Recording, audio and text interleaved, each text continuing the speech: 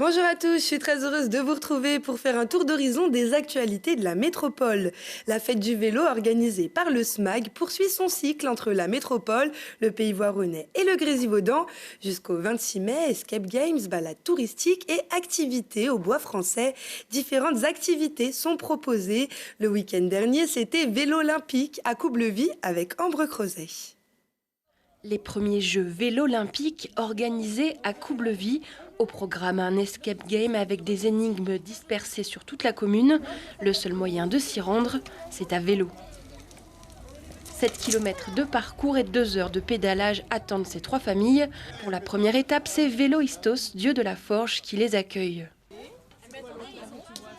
Là, ils sont très bien partis. Pour le moment, je dirais même c'est eux qui ont le record par rapport à la question. Parce que c'est une question avec plusieurs réponses. Plus on m'en donne, plus il y a de points. Au total, 4 étapes. À chaque stand, des comédiens déguisés en dieu du vélo Olympe les attendent. Parfois, l'énigme tourne au casse-tête, mais ces 13 participants restent motivés. Il y en a 4 et puis après il faut retourner à l'arrivée et à l'arrivée il y a encore une épreuve. Et là elle était plutôt difficile cette épreuve, non? Ça dépend quel niveau on choisissait et à quel point on repartait du début quand la bille tombait ou on se disait que c'était pas grave.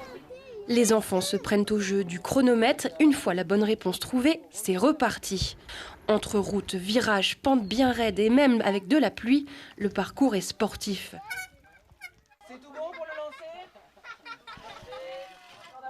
Entre énigmes et épreuves, l'objectif de l'événement, découvrir toutes les facettes du vélo, de la sécurité au code de la route en passant par la mécanique, il y en a pour tous les goûts.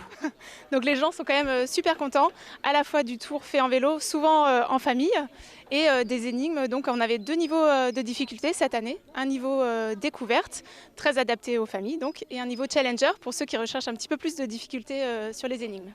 Tout comme Fête du vélo, le syndicat mixte des mobilités de l'aire grenobloise multiplie les initiatives pour développer la pratique du vélo afin d'atteindre l'ambition nationale de 12% des déplacements cyclistes à l'horizon 2030.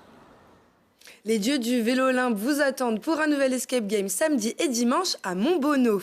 Mais le vélo peut aussi servir à se rendre au bois français. Comme le bus, alors que la chaleur fait son grand retour depuis mercredi, l'espace de baignade du lac Taillefer est ouvert entre 10h et 20h.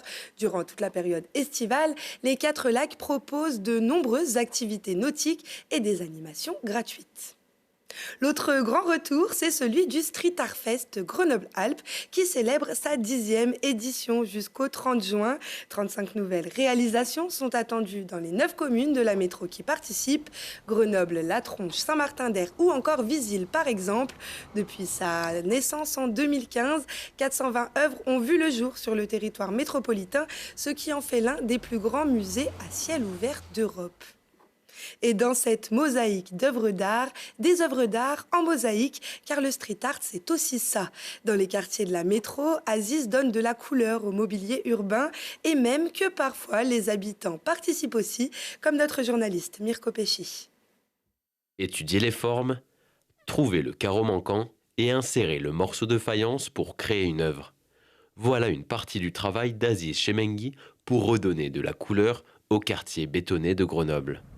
J'avais là pour la tâche de faire un banc par rapport au cadre un petit peu qui nous entoure.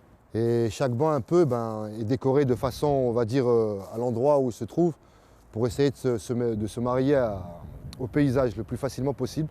Ce travail minutieux, il le réalise depuis 4 ans dans les quartiers des villes iséroises. Reconnu aujourd'hui pour son art, il est appelé pour mettre en valeur les rues. Mais cette activité ne lui permet pas encore de vivre. Il y a des chantiers qui se développent et des acteurs en fait qui sont aussi, on va dire peut-être vigilants par rapport à la décoration extérieure ou au mobilier urbain en extérieur et font appel à mes services. Au fur et à mesure, ça commence à prendre de l'ampleur. Aujourd'hui, on n'y arrive peut-être pas forcément à en vivre, mais d'ici encore peut-être 1 an, je pense que ça sera faisable largement. Il a travaillé avec nous en lien avec nos aménageurs. Et on a travaillé notamment la place devant le plateau, qui s'appelle maintenant la place des mosaïques, avec lui. Et petit à petit, on a travaillé de nombreuses mosaïques avec des enfants, avec des habitants du quartier. Il arrive à amener un petit peu de poésie dans ces espaces qui sont parfois un petit peu durs, dans nos espaces d'aménagement. Alors la poésie, il la transmet aux jeunes des quartiers qu'il décore. Avec les MJC et la Maison des Habitants, il organise des ateliers participatifs et décore les structures qui accueillent les enfants. C'est des carrés de mosaïque, on doit les casser pour faire des formes, des lettres et voilà. On écrit le tremplin parce que le local il va s'appeler le tremplin et dedans on fait des trucs, on fait de la bricolage. Avec les lettres là, on peut faire des jeux, il y a des jeux. C'est une mosaïque qui a été faite par les habitants aussi du quartier Mistral. Il y en a 3, c'est un triptyque et ça demande de la technique et on se sert en fait au fur et à mesure des ateliers qui sont faits avec les habitants. Progressivement le niveau s'améliore et au fur et à mesure les tâches se répartissent plus facilement pour la construction de l'ouvrage. L'un de ses objectifs est de décorer une façade d'immeuble entière. Mais le prochain projet aura lieu en Allemagne, à Wissenlü, pour fêter les 50 ans du jumelage avec la ville de Pont-de-Claix. Métropole Hebdo, c'est terminé. On se retrouve chaque samedi à 8h50 et 20h40. Très bonne semaine à tous.